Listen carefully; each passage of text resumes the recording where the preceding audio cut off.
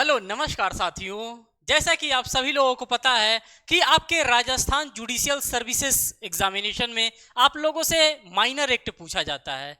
जी हाँ साथियों, आज वही मैं माइनर एक्ट आप सभी लोगों के लिए थ्योरी की क्लासेस की लेकर के आया हूँ। आज हम इसमें बात करेंगे protection of women from domestic violence act 2005 के बारे में। एक एक प्रोविजंस को हम यहाँ पे डिटेल में कवर करने वाले हैं। तो मैं आप सभी लोगों से यही कहूँगा कि जो लोग चैनल पे नए हैं, चैनल को जरूर सब्सक्राइब करिएगा, वीडियोस को लाइक करिएगा और अपने फ्रेंड सर्कल में इसको जरूर शेयर करिएगा। जिस तरह से हम लोग पहले पढ़ते आ रहे हैं, सेम एज यूजुअल मैनर में आज भी यहाँ पे इसको पढ़ने वाले हैं। तो सबसे तो पहले आप यहाँ पर देख लीजिए कि किसकी बात कर रहा है। तो ये बात कर रहा है घरेलू हिंसा से महिलाओं का संरक्षण अधिनियम 2005 के बारे में बात कर रहा है। जब जब हम महिलाओं से रिलेटेड बात करते हैं तो महिलाओं से रिलेटेड प्रोविजन हमारे कॉन्स्टिट्यूशन ऑफ इंडिया में भी हमको देखने के लिए मिलता है और ये पूरा का पूरा हमारे लिए ये एक्ट बना करके ही रखा गया है, माइनर एक्ट। थोड़ा सा विचार करने वाली बात ये है कि जब 1860 में ही हमारे पास इंडियन पेनल कोड बना दिया गया था और उसमें बाय द टाइमिंग अमेंडमेंट करके 498 कैपिटल ए को डाला गया था, तो फिर इस डोमेस्टिक वायलेंस एक्ट 2005 को लाने की आखिर में क्या आवश्यकता पड़ गई? क्या ये हमारा जो 498 ए है क्या सफिशिएंट नहीं था क्या कि हमको एक 2005 में नया कानून ही लेकर के आना पड़ा जिसका हम लोग नाम देते हैं डोमेस्टिक वायलेंस एक्ट 2005? तो हाँ साथियों, इससे रिलेटेड काम इससे नहीं चल पा रहा था। इस 498 आईपीसी से हम लोगों का काम नहीं चल पा रहा था, इसीलिए हमें ये एक नया कानून लाने की आवश्यकता पड़ गई। अगर हम थोड़े से इसके बैकग्राउंड में जाएंगे, अगर हम 498 ए की बात करेंगे और एक साइड अगर हम डोमेस्टिक वायलेंस एक्ट की बात करते हैं, तो दोनों में हमको देखने के लिए मिलेगा कि किस किस नेचर का हमको डिफरेंस देखने के लिए मिल रहा है। जब जब हम 498 ए की बात करेंगे तो यहाँ पे क्या होगा, 498 ए में यह वाइफ जो होती है अपने हस्बैंड के ऊपर एलिगेशंस लगा सकती है कि हाँ, हमारे हस्बैंड के द्वारा, हमारे हस्बैंड के रिलेटिव के द्वारा हमको इस प्रकार से टॉर्चर किया जा रहा है। कभी मेंटल टॉर्चर हमको देखने के लिए मिल रहा है, कभी हमें फिजिकल टॉर्चर देखने के लिए मिल रहा है। तो तमाम प्रकार के टॉर्चर से रिलेटेड जो भी मामले होते हैं महिलाएं पुरुषों के ऊपर लगा सकती हैं आईपीसी के सेक्शन नंबर 498 कैपिटल ए के अंतर्गत। जब जब 498 लगाया जाएगा किसी फीमेल के द्वारा किसी मेल पर्सन के ऊपर, तो सबसे पहले क्या होगा यहाँ पे, तो सबसे पहले यहाँ पे एफआईआर की लॉजिंग होगी। ये बात आप समझते रहिए। यहाँ पे क्या होगा, आईपीसी की अगर हम बात करते हैं और इधर हम डीवी एक्ट की बात करते हैं, डोमेस्टिक वायलेंस एक्ट 2005 की अगर हम बात करते हैं, तो दोनों में अंतर समझने का प्रयास करिएगा। जब हम 498 कैपिटल ए की हम बात करेंगे तो यहाँ पे महिला जाएगी तो क्या कराएगी, यहाँ पे लॉजिंग ऑफ एफआईआर कराएगी। क्या कराएगी, लॉजिंग ऑफ एफआईआर का काम करवाएगी। जैसे ही कोई महिला जाएगी थाने पे, जैसे ही एफआईआर की लॉजिंग होती है, तो एट दैट टाइम क्या होता है, ये बात आप सभी लोगों को पता है कि जब जब एफआईआर की लॉजिंग होगी तब तब पुलिस भाई साहब कहीं ना कहीं हरकत में आएंगे और जिसके खिलाफ एफआईआर किया जाएगा उनको जाएंगे और अरेस्ट करके लाने का काम करेंगे। लेकिन अगर हम यही बात अगर हम डोमेस्टिक वायलेंस एक्ट के अंतर्गत देखते हैं कि किस तरह से ये हमारे आईपीसी से डिफर है, तो यहां पर देखिए, यहां पे हम लोग एफआईआर कहते हैं, लेकिन यहां पे हम क्या करेंगे, यहां पे हम डीआईआर करेंगे। आप कहेंगे कि ये कौन सा कॉन्सेप्ट है, ये तो हमने सुना ही नहीं था कि ये डीआईआर क्या होता है। एफआईआर तो हमने काफी बार सुना है भैया, हर जगह में जब जब हम सीआरपीसी के पास जाएंगे, सीआरपीसी के सेक्शन नंबर 154 में वहां पे लॉजिंग ऑफ एफआईआर के बारे में हमको पूरी की पूरी कहानी मिल जाती है। लेकिन ये मामला क्या है, डीआईआर का मामला क्या है, तो मैं आपको बताता हूं डीआईआर क्या होता है। डीआईआर का मतलब होता है डोमेस्टिक। क्या होता है, डोमेस्टिक इंसिडेंट। क्या होता है साथियों, डोमेस्टिक इंसिडेंट रिपोर्ट होता है। ये क्या होता है, एक टाइप का ये रिपोर्ट होता है। जब जब हम डीबी एक्ट में मामले को लॉन्च कराने जाते हैं तो वहां पे हम डोमेस्टिक इंसिडेंट रिपोर्ट दर्ज करवाते हैं और यहाँ पे क्या होता है, यहाँ पे एफआईआर लॉन्च कराते हैं। आपको इससे पता चल गया होगा कि ये जो मामला है ये क्रिमिनल नेचर का नहीं लग रहा है, बिल्कुल क्रिमिनल नेचर का लग रहा है। कि जैसे एफआईआर की लॉजिंग होगी, पुलिस भाई साहब आएंगे और गिरफ्तार करके आपको लेकर के जाएंगे, क्योंकि ये तो एफआईआर की लॉजिंग ही पूरी की पूरी क्रिमिनल मामले के बारे में हमको समझा रही है। लेकिन जब हम यहीं पे डीआईआर की बात करेंगे तो यहां पे क्या किया जा रहा है, एक रिपोर्ट सिर्फ और सिर्फ दर्ज कराई जा रही है कि भाई साहब हमारे खिलाफ इस प्रकार के हमारे परिवार के द्वारा हमारे ऊपर क्रूएल्टी की गई है। क्या क्रूएलिटी की बात की जा रही है? तो यहां पे सिर्फ और सिर्फ हस्बैंड और वाइफ ही फॉल कर रहे थे 498 कैपिटल ए में। लेकिन जब जब हम डीबी एक्ट की बात करेंगे तो यहां पे सिर्फ और सिर्फ हस्बैंड ही नहीं आएंगे, हस्बैंड के अलावा अदर भी लोग आएंगे। क्या एक माँ जो है अपने बेटी के ऊपर डोमेस्टिक वायलेंस एक्ट नहीं कॉज कर सकती है? आप लोग जरूर कमेंट सेक्शन में हमें कमेंट्स करके बताइएगा कि क्या इस प्रकार के कभी आप लोगों ने नहीं सुना है। एक पिता जो है क्या अपनी बेटी के ऊपर डोमेस्टिक वायलेंस एक्ट नहीं कॉज कर सकता है? बिल्कुल कर सकता है। एक भाई है जो अपने बहन के ऊपर डोमेस्टिक वायलेंस एक्ट नहीं कॉज कर सकता है? बिल्कुल कर सकता है। तो इन सभी चीजों को देखते हुए, इन सभी चीजों को समझते हुए हम क्या करते हैं भाई, रिश्तों में क्या आ जाती है, रिश्तों में अगर दरार आ जाए तो उस दरार को खोलना आसान नहीं होता है। इसीलिए हम लोग आईपीसी का सहारा न लेकर के हम लोग किसका सहारा लेते हैं, हम लोग डीबी एक्ट 2005 का सहारा लेते हैं और यहां पे रिपोर्ट दर्ज की जाती है। रिपोर्ट दर्ज करके आपको बुलाया जाएगा, आपका कॉन्सिलिएशन किया जाएगा, आपको समझाने का प्रयास किया जाएगा। लेकिन जब जब हम एफआईआर की लॉजिंग कराएंगे तो एफआईआर में समझाने का प्रयास नहीं किया जाएगा, आपके ऊपर क्रिमिनल मामला आपके ऊपर बन रहा है और आपको जेल में भी जाना पड़ेगा। लेकिन डोमेस्टिक वायलेंस एक्ट में हमें जेल में जाने की आवश्यकता नहीं पड़ेगी। तो मैं समझ सकता हूं कि जो अभी मैंने आपको ओवरव्यू दिया है डोमेस्टिक वायलेंस एक्ट के बारे में और साथ ही साथ इंडियन पेनल कोड के सेक्शन नंबर 498 कैपिटल ए के बारे में, ये आपको समझ में आया होगा। अब चलते हैं अंदर और पूरे एक्ट को एक एक करके आपके सामने डिकोड करने वाले हैं कि ये एक्ट आप सभी लोगों के लिए क्या कहना चाहता है। तो आप सभी लोगों को पता है कि इसके प्रवर्तन की अगर हम तिथि बात करते हैं, डेट ऑफ इन्फोर्समेंट की बात करते हैं, तो ये जो डेट ऑफ इस इन्फोर्समेंट है ये 26 अक्टूबर 2006 है। अधिनियमित इसको कर दिया गया था। कब कर दिया गया था? तो ये डेट से आपके एग्जामिनेशन में क्वेश्चन बनेगा, डेफिनेटली बनेगा। 13 सितंबर 2005 को इसको अधिनियमित कर दिया गया। लेकिन जब जब बात आती है कि इसको इन्फोर्स कब किया गया, इसका प्रवर्तन कब किया गया, तो वो डेट है 26 अक्टूबर 2006। ये दोनों डेट से आपके एग्जामिनेशन में क्वेश्चन बन सकते हैं, इसीलिए इन दोनों चीजों को मैं आपके सामने एक एक करके रखने का काम किया हूं। अब आइए एक एक चीजों को थोड़ा सा मैं इसको जूम कर लेता हूं और यहां पे आपको एक एक चीजों को आपके सामने बताता हुआ समझाता हुआ चल रहा हूं। आई थिंक यहां पे आप सभी लोगों को ये सारी चीजें यहां पे अच्छे से दिख भी रही होगी। कहा जा रहा है, हम लोग बात किसकी कर रहे हैं, हम लोग डोमेस्टिक वायलेंस की बात कर रहे हैं, घरेलू हिंसा की बात कर रहे हैं। अब आप कहेंगे कि घर में किस किस प्रकार की हिंसा होती है, तो हमें उन्हीं सभी हिंसाओं को एक एक करके देखते हुए चलना है। सबसे पहले थोड़ा सा मैं ओवरव्यू दे देता हूं डोमेस्टिक वायलेंस एक्ट का। डोमेस्टिक वायलेंस एक्ट की अगर ओवरव्यू की हम बात करते हैं साथियों, तो टोटल 5 चैप्टर्स में इसको डिवाइड करके रखा गया है। डीवी एक्ट टोटल 5 चैप्टर है। सेक्शंस की बात करें तो टोटल 37 सेक्शंस में इसको डिवाइड करने का भी काम किया गया है। ये ओवरव्यू है और ये हर एक लॉ स्टूडेंट्स को जो जनरल अवेयरनेस के लिए जानना चाहता है उस तक इस बात की पहुंच होनी ही चाहिए कि ये किस तारीख को बना था, किस तारीख को प्रवर्तन में आया, कितने नंबर ऑफ चैप्टर्स इसके अंतर्गत हैं, कितने नंबर ऑफ सेक्शंस इसके अंतर्गत हैं। इन सभी चीजों की एक मोटा आंकड़ा आप सभी लोगों के पास होना चाहिए। कहा जा रहा है कि घरेलू हिंसाओं से महिलाओं का संरक्षण अधिनियम 2005 की प्रवर्तन तिथि 26 अक्टूबर 2006 है, जिसको कि ऑलरेडी हम लोगों ने कहीं ना कहीं डील करने का भी काम किया था। साथ ही साथ यहां पे आपको देखने के लिए मिल रहा है कि 13 सितंबर 2005 को घरेलू हिंसा से महिलाओं का संरक्षण अधिनियम 2005 बनकर के तैयार हुआ। यह भी बेसिक इंफॉर्मेशन है और ऑलरेडी इस बेसिक इंफॉर्मेशन को मैंने आप सभी लोगों के सामने एक एक करके डिकोड करने का भी काम किया था। साथ ही साथ मैंने यह भी बताया था कि टोटल 37 सेक्शंस इसके अंतर्गत हैं और चैप्टर्स की अगर हम बात करते हैं तो टोटल 5 चैप्टर्स में इसको डिवाइड करने का काम किया गया है। यह बेसिक इंफॉर्मेशन है और इस बेसिक इंफॉर्मेशन से आपके एग्जामिनेशन में डेफिनेटली एक ना एक क्वेश्चन बनता है। अब आइए एक एक चीज को हम यहाँ पे डिकोड करने वाले हैं।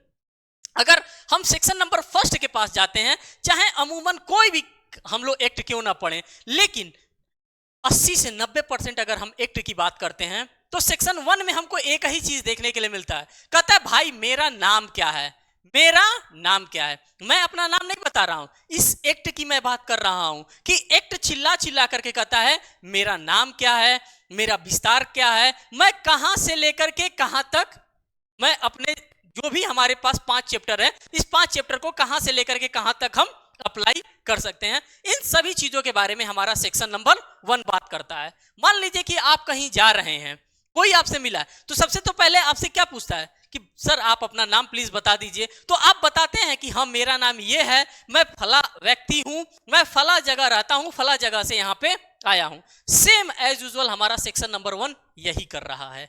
ये कहता क्या है, ये कहता है कि संक्षिप्त नाम के बारे में बताएगा कि हाँ भाई साहब मेरा नाम जो है वो है DV act, domestic violence act मेरा नाम है, मैं संपूर्ण भारत पर लागू होता हूं, मुझे कोई रोकने वाला नहीं है। तो इस प्रकार की चीजों को ये बताने का काम करता है। साथ ही साथ इसके विस्तार और प्रारंभ की भी हम बात करते हैं इसी सेक्शन नंबर 1 में।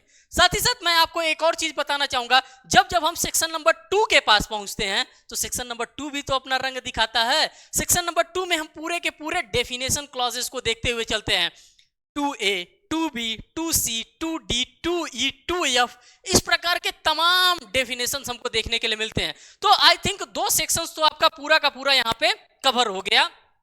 पहले सेक्शन में वो साहब कह रहे हैं कि मैं अपने संक्षिप्त नाम के बारे में बताऊंगा, अपने विस्तार और प्रारंभ के बारे में बताऊंगा, और जो दूसरे नंबर का हमारा सेक्शन है वो कहता है कि साहब मैं तो परिभाषा बताऊंगा कि इसका मतलब पूरे एक्ट में ये होने वाला है, इसका मतलब पूरे एक्ट में ये होने वाला है। तो उसी चीज को हम एक एक करके आपके सामने डिफाइन करते हुए चल रहे हैं। कह रहा है अधिनियम का विस्तार, कह रहा है कि इस अधिनियम का विस्तार जम्मू कश्मीर के अतिरिक्त समस्त भारत पर है।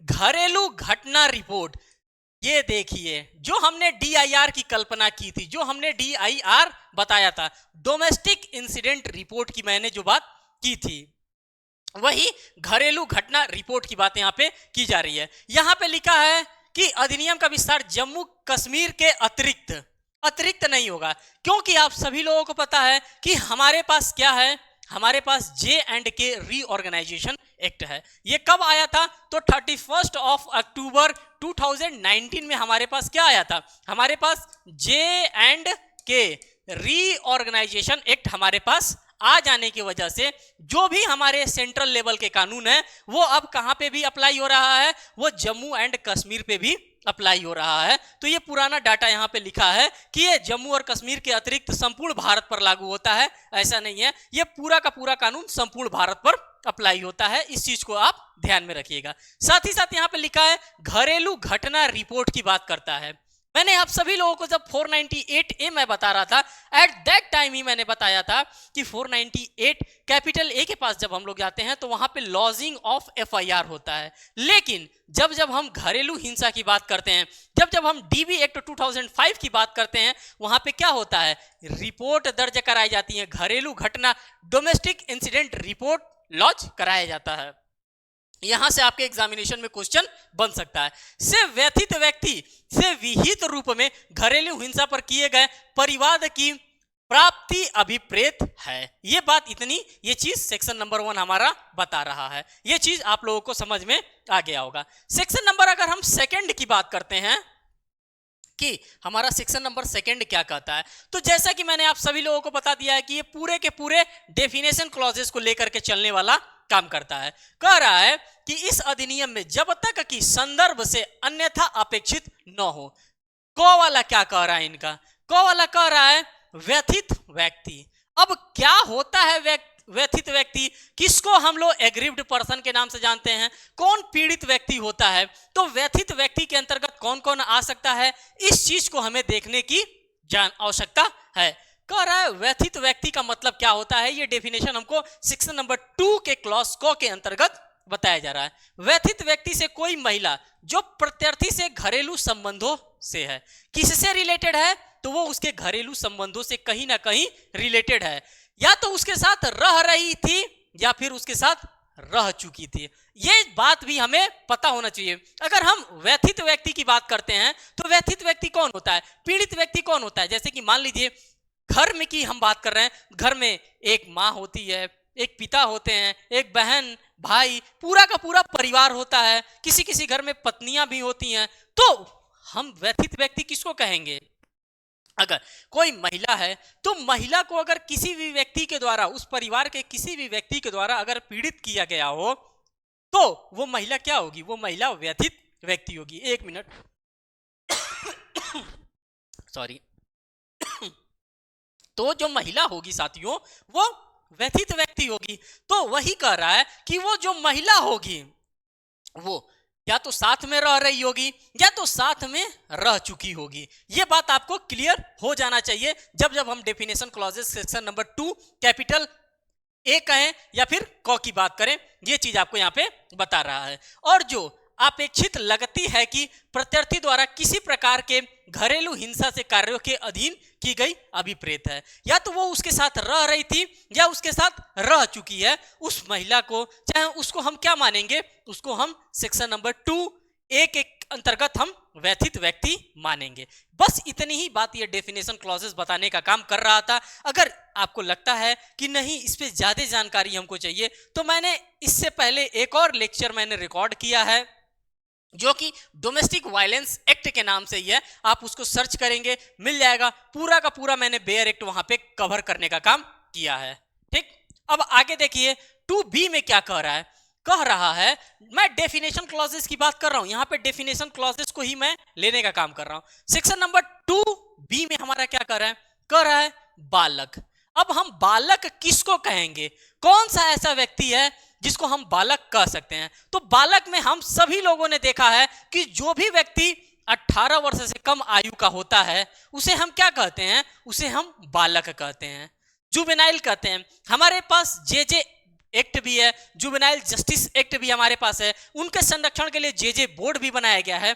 तो वही कह रहा है कि हम बालक के तौर पे अगर हम डीबी एक्ट पढ़ रहे हैं, डोमेस्टिक वायलेंस एक्ट पढ़ रहे हैं, तो डोमेस्टिक वायलेंस एक्ट के अंतर्गत बालक हम किसको कहेंगे?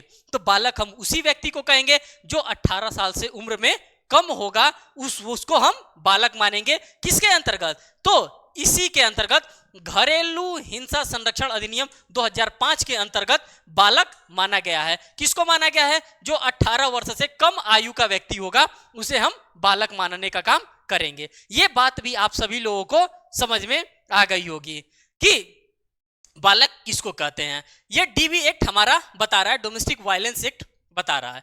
नेक्स्ट जो इनका डेफिनेशन है सेक्शन नंबर 2, यहां पे मैं लिखता चल रहा हूं जिससे कि आप लोगों को पता चलता रहे कि हाँ ये सभी के सभी सेक्शन 2 की हम बात कर रहे हैं, मींस की डेफिनेशन क्लॉजेस की ही हम बात कर रहे हैं। अब यहां पे सेक्शन नंबर 2 के क्लॉज ग में कह रहा है प्रतिकर आदेश। अब आप कहेंगे कि प्रतिकर आदेश क्या होता है?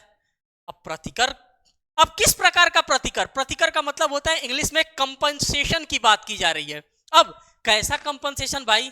किस नेचर का कंपनसेशन? तो कंपनसेशन भी हमको देखने के लिए मिलेगा। सेक्शन नंबर 22 की बात कर रहा है, ओरिजिनली सेक्शन नंबर 22 की बात कर रहा है, लेकिन जब जब हम सेक्शन नंबर 18 की बात करेंगे, 19 की बात करेंगे, 20, 21 और सेक्शन नंबर 22, तो इन सभी में हमें कहीं ना कहीं प्रतिकर देखने के लिए मिलेगा। मींस कि कंपनसेशन से रिलेटेड मैटर हमको देखने के लिए मिलेगा सेक्शन नंबर 18, 19, 20, 21 और 22 में। खास करके यहाँ पे जो हमको स्पेसिफिक किया गया है वो हमारा धारा 22 किया गया है।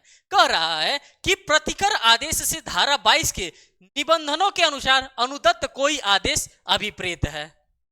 मान लीजिए कि कोई महिला है आपके साथ रह रही है, सेक्शन नंबर 2 के कैपिटल ए को आप याद करिएगा, 2 को आप याद करिएगा। 2 को में क्या कहा जा रहा था? कहा जा रहा था क्या है यहाँ पे? व्यथित व्यक्ति की हम बात कर रहे थे। अब ये व्यथित व्यक्ति कौन हो सकता है? कोई ना कोई जो हमारे साथ रह रही थी या हमारे साथ रह चुकी है। अगर उसके खिलाफ हम लोग, उसके ऊपर किसी भी प्रकार का कोई भी हम लोगों ने ऑफेंस कमिट किया है, या तो उसको हम लोगों ने मारने का काम किया है, प्रताड़ित करने का काम किया है, मेंटल टॉर्चर उसको करने का काम किया है, या फिजिकल टॉर्चर करने का हम लोगों ने काम किया है तो वो महिला हमारे घर से तो चली ही जाएगी। जाहिर सी बात है, किसी को भी अगर हम डे बाय डे परेशान करेंगे तो वो घर छोड़ करके जाना ही उचित समझेगा, सोचेगा कहां इस नरक में हम प्रभु मरने जाए, उसको छोड़ करके वो जाना उचित समझेगा। लेकिन आपकी वो पत्नी है, आपकी वो बहन है, आपकी वो मां भी तो है जो घर छोड़ करके जा रही है। तो जब जाएगी, जब वो क्या कराएगी, जब वो DIR करवाएगी, जब वो डोमेस्टिक इंसिडेंट रिपोर्ट दर्ज करवाएगी, एट दैट टाइम बताएगी ना कि साहब मैं क्या कर रही हूं, साहब मेरे पास रहने के लिए कोई घर नहीं है, मैंने भाड़े पर रूम लिया है, मैं भाड़े पर रूम लेकर के क्या कर रही हूं, मैं भाड़े पर रूम लेकर के रह रही हूं, हमारा मार करके हाथ तोड़ दिया गया है, मेरे पास पैसे नहीं थे, मैंने उनसे उधार लिया है और उधार लेकर के मैंने क्या किया है, इस पे प्लास्टर मैंने लगवाया है और खाने पीने के लिए भी मैं उधार लेकर के ही काम चला रही हूं, मुझे प्रतिकर, मुझे कंपनसेशन दिलवाइए। तो भाई जाहिर सी बात है, आपकी पत्नी है या फिर आपकी बहन है या फिर आपकी मां है, वो प्रतिकर की तो हकदार है ना।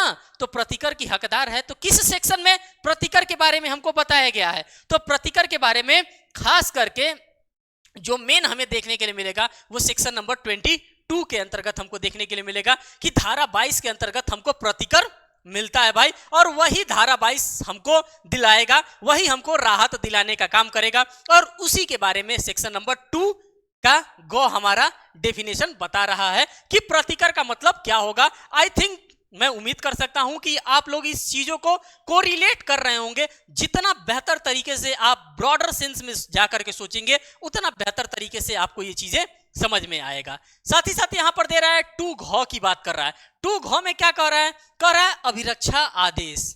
अब आप कहेंगे कि ये क्या होता है अभिरक्षा आदेश, ये किस प्रकार का आदेश होता है, तो मैं कहूंगा कि जब सेक्शन नंबर 21 के पास हम चलेंगे, मैंने 4-5 सेक्शंस का मैंने आपके सामने जिक्र किया था, सेक्शन नंबर 18, 19, 20, 21 और 22, ये सभी के सभी कहीं ना कहीं आपको अनुदत्त प्रदान करते हैं, कहीं ना कहीं कोई ना कोई आपको कंपनसेशन यहां पे प्रदान किया ही जाता है। तो यही कह रहा है कि जो अभिरक्षा आदेश है, ये अभिरक्षा आदेश हमको कहां डिफाइन करके रखा गया है, तो जब हम धारा 21 को पढ़ेंगे तो धारा 21 में हमको अभिरक्षा का आदेश देखने के लिए मिलेगा। बस आप लोग सब्र बनाए रखिए, वीडियोस को ज्यादा से ज्यादा लोगों तक शेयर करिए। देखिए अभी पूरा का पूरा DV एक्ट आपके सामने होने वाला है मात्र आधे घंटे के अंदर। साथ ही साथ अब यहां पे आइए 2 अंगा के पास कह रहा है घरेलू घटना रिपोर्ट, DIR की बात कर रहा है। इसका जिक्र मैं बार बार करूंगा, जिस तरह से CRPC में हम लोग FIR की बात करते हैं, सेम एज यूजुअल हम DIR की बात करते हैं, और बार बार मैं डोमेस्टिक इंसिडेंट रिपोर्ट की बात करूंगा, क्योंकि सारा का सारा मामला इसी पे आके अटका है। किसी के साथ अगर कोई भी दिक्कत होगी तो वो भाग करके DIR कराने जाएगा ही जाएगा, डोमेस्टिक इंसिडेंट रिपोर्ट दर्ज कराने के लिए जाएगा ही जाएगा। देखिए क्या लिखा है, कह रहा है घरेलू घटना रिपोर्ट से ऐसी रिपोर्ट अभिप्रेत है जो किसी व्यथित व्यक्ति से घरेलू हिंसा की किसी शिकायत की प्राप्ति पर विहित प्रारूप में तैयार की गई हो। हमारे साथ साहब बहुत नाइंसाफी हुई है, हमको खूब मारा गया है, मार करके हमको घर से निकाल दिया गया, मानसिक प्रताड़ना इस लेवल का साहब दिया जा रहा है कि अब घर में रहना उचित नहीं रह गया है। मेरी शिकायत को आप क्या करिए, मेरी शिकायत को आप नोट करिए और उनको बुलाइए और उनसे पूछिए साहब कि क्यों इस प्रकार से वो लोग हमारे साथ इस तरह से कर रहे हैं। तो यही सेक्शन नंबर 2 का अंग जो है उसके लिए रिस्पॉन्सिबल होगा कि वो सूचना लिखवाई जाएगी और उन साहब को बुलाया जाएगा। आप भाई होंगे, पिता होंगे, या फिर आप व्हाटएवर जो भी होंगे, आप आएंगे और यहाँ पे बताएंगे कि किस कारण से आप इनको इस तरह से आप पीड़ित करने का काम कर रहे हैं। आपकी जवाबदेही तय की जाएगी और दोनों लोगों को कोशिश किया जाएगा समझाने का, बुझाने का। यहाँ पे किसी भी प्रकार का कोई भी क्रिमिनल नेचर का मामला नहीं चलने वाला है, इस चीज को आप जरूर ध्यान में रखिएगा। तो देखिए कितना स्ट्रक्चर्ड वे में चीजों को रखने का काम किया गया है इस DB एक्ट 2005 के अंतर्गत। आगे हम चलते हैं, आगे देखिए क्या लिखा गया है। अब 2 चौ की हम बात करते हैं। 2 चौ में क्या कर रहा है घरेलू नातेदारी के बारे में। क्या होता है घरेलू नातेदारी? घरेलू नातेदारी के अंतर्गत किस किस को शामिल करने का काम किया गया है। जब आप इन सभी चीजों को, इन सभी डेफिनेशंस को कोरिलेट करने का काम करेंगे तो आपको समझ में आएगा कि कितना शानदार पार्लियामेंट ऑफ इंडिया के द्वारा यह कानून बनाया गया है महिलाओं के खास करके संरक्षण के लिए। और जब जब हम कॉन्स्टिट्यूशन ऑफ इंडिया की बात करते हैं साथियों, तो कॉन्स्टिट्यूशन ऑफ इंडिया में भी महिलाओं के सेफ गार्ड्स के बारे में बात हमको देखने के लिए मिलता है। बस कॉन्स्टिट्यूशन ऑफ इंडिया तक ही हम सीमित नहीं रहेंगे, साथ ही साथ हम यूएनओ में, चाहे यूएन कॉन्फ्रेंसेस की अगर हम बात करते हैं तो तमाम प्रकार के कॉन्फ्रेंसेस कराए जाते हैं जिसमें महिलाओं के संरक्षण, महिलाओं की देखभाल के लिए इंटरनेशनल लेवल पे भी वर्क किया जा रहा है। जब इंटरनेशनल लेवल पे वर्क किया जा रहा है तो क्या नेशनल लेवल पे इस प्रकार के वर्क नहीं किए जा सकते हैं? बिल्कुल किए जा सकते हैं। और उसी का उदाहरण आपके सामने ये dB act, domestic violence act 2005 आपको देखने के लिए मिल रहा है। आइए देखिए घरेलू नातेदारी का मतलब क्या होता है। कर है घरेलू नातेदारी से ऐसे दो व्यक्तियों के बीच नातेदारी जो साक्षी गृहस्थी में एक साथ रहते हैं। अब देखिए साक्षी गृहस्थी का मतलब क्या होता है। मीन्स कि मेरी एक फैमिली है, मेरी फैमिली में हम रह रहे हैं, मेरे पिताजी रह रहे हैं, माता रह रही हैं, बहन रह रही हैं, भाभियां रह रही हैं, पत्नी रह रही हैं, सभी लोग क्या कर रहे हैं, एक साथ रह रहे हैं। इसको हम लोग क्या कहेंगे, इसको घरेलू नातेदारी कहेंगे। घरेलू नातेदारी में क्या होता है, विवाह से संबंध है या किसी भी प्रकार से रक्त से संबंध है हमारा, तो या फिर हमने किसी को अडॉप्ट करने का काम किया है, ये सभी के सभी क्या है, ये सभी के सभी घरेलू नातेदारी है। और वही सेक्शन नंबर 2 का क्लॉज 4 हमको बता रहा है कि घरेलू नातेदारी क्या होता है। कह रहा है कि रक्त से संबंधित है तो घरेलू नातेदारी है। विवाह अगर किसी लड़की का किसी के घर में हो जाता है तो वो उससे संबंध हो जाता है, तो हम उसको क्या कहेंगे, उसको हम लोग घरेलू नातेदारी कहेंगे। वही घरेलू नातेदारी की बात कर रहा है। कह रहा है दत्तक ग्रहण कर लेने से अगर कोई रिलेशन क्रिएट हो जा रहा है तो हम उसको क्या कहेंगे, हम उसको घरेलू नातेदारी कहेंगे। ये सारा का सारा डेफिनेशन क्लॉजेस हमको सेक्शन नंबर 2 के 4 के अंतर्गत देखने के लिए मिल रहा है, डोमेस्टिक वायलेंस एक्ट के अंतर्गत। तो इन्हीं सभी चीजों के बारे में हमको यहां पर देखने के लिए मिल रहा है। आगे हम चल रहे हैं 2.6 में।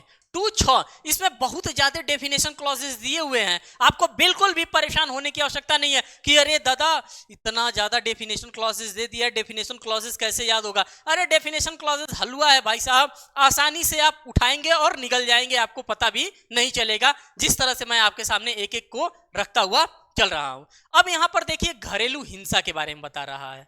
अब क्या होता है घरेलू हिंसा, मैं बार बार घरेलू हिंसा के बारे में बता रहा हूं, घरेलू हिंसा ये है वो है, लेकिन ओरिजिनली इसके बारे में डीवी एक्ट को जब हम पढ़ते हैं, डोमेस्टिक वायलेंस एक्ट 2005 को पढ़ते हैं, तो उसके सेक्शन नंबर 3 के पास हम जाएंगे। और सेक्शन नंबर 3 क्या करता है, पूरा चीड़ फाड़ करके रखता है कि अच्छा चचा ये आपने किया, ये घरेलू हिंसा माना जाएगा, ये आपने किया घरेलू हिंसा माना जाएगा, ये आप करने वाले हैं ये घरेलू हिंसा हो रहा है। ये सारी की सारी बात हमको कहां देखने के लिए मिलेगी, तो घरेलू हिंसा का जो मामला है वो सेक्शन नंबर 3 में जब हम चलेंगे, अभी बस बने रहिए आप, सेक्शन नंबर 3 में चलेंगे तो वहां पे पूरा का पूरा घरेलू हिंसा मैं आपके सामने एक एक करके खोल करके रखने वाला हूं, एक एक परत इसका खोल करके रखने वाला हूं। 2 आपका क्या कर रहा है, 2 कह रहा है दहेज। साथियों आप सभी लोगों को पता है कि डॉयरी प्रोहिबिशन एक्ट 1961 हमारे लिए बनाया गया है, और उसी डॉयरी प्रोहिबिशन एक्ट 1961 की हम यहां पे चर्चा कर रहे हैं। खास करके महिलाओं के साथ सबसे ज्यादा कहां पे उत्पीड़न का मामला हमको देखने को मिलता है, तो यही डाउरी सिस्टम है, यही दहेज प्रथा है, और इसी दहेज प्रथा के अंतर्गत इन सभी कुरीतियों को हमें देखने के लिए मिलता है। तो ये मामला हम कहां पे पढ़ेंगे, तो ये मामला हम डॉयरी प्रोहिबिशन एक्ट 1961 को जब हम डील करेंगे तो वहां पे हमको पढ़ने के लिए ये मिलेगा। ये हमारा डेफिनेशन क्लॉसेस है।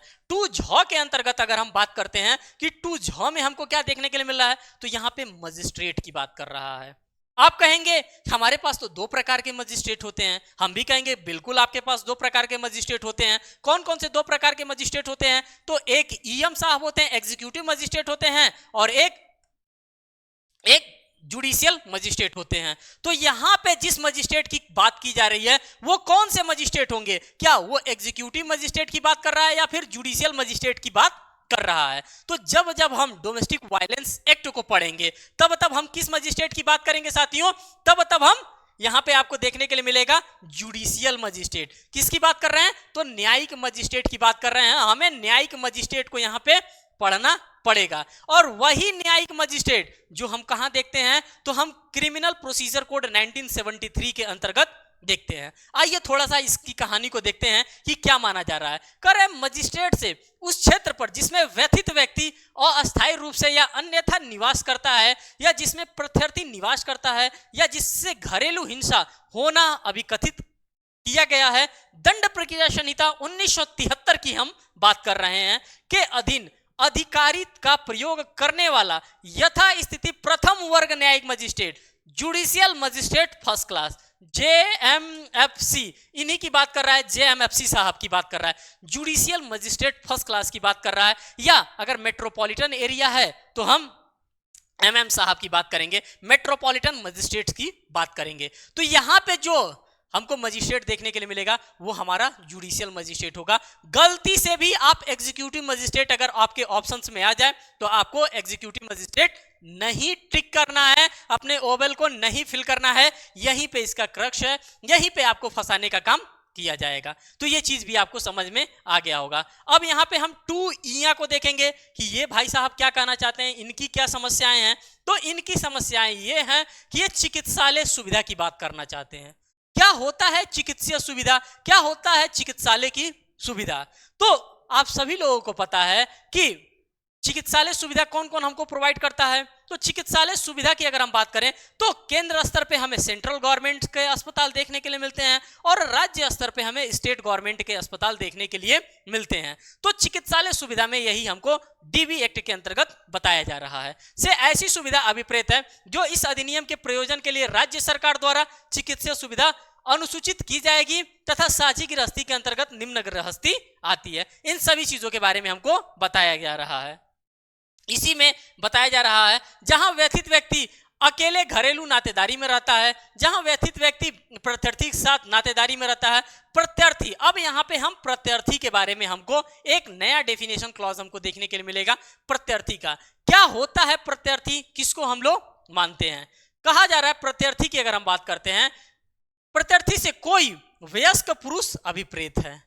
पुरुष तभी से हम महिला महिला महिला देखते हुए आ रहे हैं, लेकिन अब हम प्रत्यर्थी की बात कर रहे हैं। पहली बार हमें यहां पे इस DB एक्ट में पुरुष देखने के लिए मिला है। अब यहां पर देखिए, क्योंकि डोमेस्टिक वायलेंस एक्ट की अगर हम बात करेंगे तो पूरा का पूरा लॉ जो बना है वो महिलाओं के ऊपर ही बना है। महिलाओं को सेफगार्ड करने के लिए ही DB एक्ट को बनाया गया है। पहली बार जब 2 का 3 नंबर का जब हम क्लॉज यहां पे पढ़ रहे हैं, डेफिनेशन क्लॉज, इसमें हमको पुरुष देखने के लिए मिल रहा है। ये खास बात आप सभी लोगों के लिए कह रहा है, पुरुष अभिप्रेत है। इस अधिनियम के अंतर्गत प्रत्यर्थी को निम्न कार्य आचरण घरेलू हिंसा के अंतर्गत आते हैं। अब क्या क्या इसके अंतर्गत आते हैं, ABC करके यहां पे लिखने का काम किया गया है। ए में कहा जा रहा है कि यदि वह व्यथित व्यक्ति के जीवन के अंगों को क्षतिग्रस्त करता है या ऐसा करने वाला है, उसको हम व्यथित व्यक्ति मानेंगे। यदि वह दहेज की या अन्य संपत्ति की पूर्ति के लिए व्यथित व्यक्ति को तंग करता है, उसको हम व्यथित व्यक्ति मानेंगे। सी में कह रहा है उक्त आचरण से व्यथित व्यक्ति या उससे संबंधित किसी भी व्यक्ति को धमकी देने का प्रभाव रखता है, उसको हम व्यथित व्यक्ति मानेंगे। तो इन्हीं सभी चीजों को हम क्या कर रहे हैं साथियों, इन्हीं सभी चीजों को हम एक एक करके देखते हुए, एक एक चीजों को समझते हुए चल रहे हैं। अब आइए देखिए, यहाँ पे 2 ढ की बात कर रहा है। ये साहब क्या कहना चाहते हैं? तो ये कहना चाहते हैं संरक्षण अधिकारी। अब कौन होता है संरक्षण अधिकारी? किसको हम लोग संरक्षण अधिकारी के नाम से जानते हैं, इसको भी हमें जानने की जरूरी है, क्योंकि जब जब हम डेफिनेशन क्लॉजेस को अच्छे से नहीं पढ़ेंगे तब हम सफल नहीं हो पाएंगे। जो भी बातें हैं हमको इसी डेफिनेशन क्लॉजेस के अंतर्गत देखने के लिए मिलेगी। संरक्षण अधिकारी धारा 8 की उपधारा 1 के अधीन राज्य सरकार द्वारा नियुक्त कोई अधिकारी अभिप्रेत होता है। यह राज्य सरकार के ऊपर डिपेंड करता है कि किसको वो संरक्षण अधिकारी नियुक्त करता है। इसमें बस यही आपको जानने की आवश्यकता होगी। 2 ऑड़ा की अगर हम बात करते हैं तो 2 ऑड़ा में आपको क्या देखने के लिए मिल रहा है? 2 ऑड़ा में आपको देखने के लिए मिला है संरक्षण आदेश। अब साहब क्या होता है संरक्षण आदेश? किसी न किसी को संरक्षण दिया जाएगा, तो संरक्षण करने का आदेश देगा कौन? हम दे सकते हैं, आप दे सकते हैं? नहीं, उसके लिए कोई ना कोई अथॉरिटी होगी। तो ये संरक्षण का आदेश साहब देगा कौन, उसी के बारे में हम यहाँ पे बात करेंगे। कर है धारा 18। मैं आप लोगों से ऑलरेडी बता चुका हूं, धारा 18, 19, 20, 21 और 22, ये 5 जो सेक्शंस है हमारे इसी डोमेस्टिक वायलेंस एक्ट का, ये बहुत ही इंपॉर्टेंट रोल प्ले करने का काम करती हैं। और इन पांचों का अगर हमने डिटेल में एनालिसिस नहीं किया, डिटेल में पढ़ने का काम नहीं किया, तो इन पांचों से बार बार क्वेश्चन आएंगे और बार बार हम नंबर अपना लूज करके आएंगे। तो इन पांचों सेक्शंस को हमें जरूर से जरूर पढ़ने की आवश्यकता है। संरक्षण आदेश धारा 18 के अनुबंधों के अनुसार किया गया है। कोई आदेश अभिप्रेत है, इसमें किसी भी प्रकार का कोई भी आदेश यहाँ पे दिया जा सकता है। जब अभी सेक्शन नंबर 18 के पास हम चलेंगे तो एक एक करके वहां पे समझने का प्रयास करेंगे कि क्या क्या आदेश दिया जा सकता है। टू तो के अंतर्गत क्या कहा जा रहा है? टू तो में कहा जा रहा है निवास आदेश। भाई जाहिर सी बात है कि हमें रहने के लिए भी तो जगह चाहिए। आप साहब, आपका घर है, हम साझी की गृहस्थी में रह रहे थे, आपने क्या किया, खूब मार कुटाई हमारी की, और मार कुटाई करने के बाद हमको आपने छोड़ दिया। तो अब हमें निवास चाहिए, हम सड़क पे तो रह नहीं सकते हैं, ऊपर से महिला, तो हमें निवास चाहिए ना। तो निवास का आदेश कौन देगा? तो वही संरक्षण अधिकारी निवास का भी आदेश देगा। फिर मैं कहूंगा कि section number 18, 19, 20, 21 and 22 most important है आप सभी लोगों के लिए। निवास आदेश धारा 19 की उपधारा 1 के उपबंधों के अनुसार दिया गया कोई आदेश अभिप्रेत माना जाता है निवास स्थान।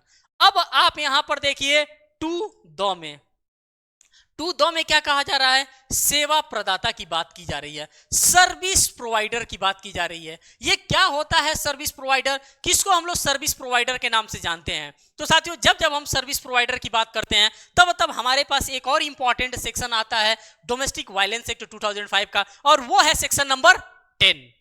उसी सेक्शन नंबर 10 में हमको बताता है कि सेवा प्रदाता कौन होता है। सेवा प्रदाता के अंतर्गत साथियों कोई एनजीओ भी आ सकती है। एनजीओ क्या करती है? एनजीओ हेल्प करने का काम करती है। उसी सेवा प्रदाता की बात हम यहाँ पे कर रहे हैं। सेवा प्रदाता के धारा 10 की उपधारा 1 के अधीन रजिस्ट्रीकृत कोई अस्तित्व अभिप्रेत है, चाहे वो कोई एनजीओ हो सकता है, कोई भी हो सकता है जो सर्विस को प्रोवाइड कर रहा है इस तरह की महिलाओं को।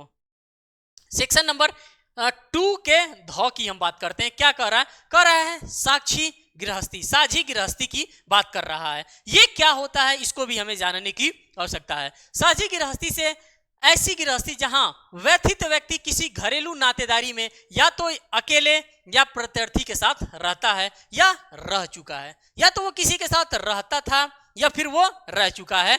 साक्षी गृहस्थी का मतलब यही होता है, मीन्स कि एक साथ हम लोग गृहस्थी में रह रहे थे या तो हम एक साथ रह चुके हैं कभी किसी टाइम पे, और जिसके अंतर्गत ऐसी गृहस्थी भी है जो चाहे उस व्यथित व्यक्ति और प्रत्यर्थी को संयुक्तता या किसी एक के स्वामित्व या किराएदारी में है। देखिए साथियों, साझी गृहस्थी का मतलब क्या होता है? एक ऐसा घर होता है जहां पे पूरा का पूरा हमारा स्ट्रक्चर्ड वे में फैमिली रहता है, जिसमें हमारी माँ रहती हैं, पिता रहते हैं, बच्चे रहते हैं, पत्नी रहती हैं, भाई रहते हैं, चाचा रहते हैं, ताऊ रहते हैं, या किसी के नाम से भी वो घर हो, उसको हम क्या कहते हैं? उसको हम लोग साझी गृहस्थी के नाम से जानते हैं। वो हमारा पूरा का पूरा घर होता है। डेफिनेशन क्लॉजेस में यही बताता है। साथ ही साथ आपने सारी चीजों को देखने का काम किया। इस अधिनियम के अंतर्गत साझी गृहस्थी से ऐसी गृहस्थी अभिप्रेत है। अब क्या क्या चीजें अभिप्रेत होती हैं साझी गृहस्थी से? इसमें अभिप्रेत है जहां व्यथित व्यक्ति रहता है। सबसे तो मोस्ट इंपॉर्टेंट बात यही है, अगर हम साझी गृहस्थी की बात करते हैं तो जहां व्यथित व्यक्ति रहता है, मैंने व्यथित व्यक्ति का आप लोगों को पहले ही डेफिनेशन क्लॉसेस मैंने बताने का काम किया है। बी में जहां व्यथित व्यक्ति किसी घरेलू नातेदारी में या तो अकेले या प्रत्यर्थी के साथ प्रक्रम रह चुका है। सी वाले में जहां व्यथित व्यक्ति और प्रत्यर्थी सहयुक्तता स्वामित्व या किराएदारी में है, चाहे भाई या तो किसी एक ने मकान खरीदा हो या दोनों मिलकर के दोनों के कोलाबोरेशन से मकान को खरीदा गया होगा, या आश्रय गृह से ऐसा कोई आश्रय गृह अभिप्रेत है जिसका इस अधिनियम के प्रयोजन के लिए राज्य सरकार द्वारा एक आश्रय गृह के रूप में अधिसूचित किया गया होगा।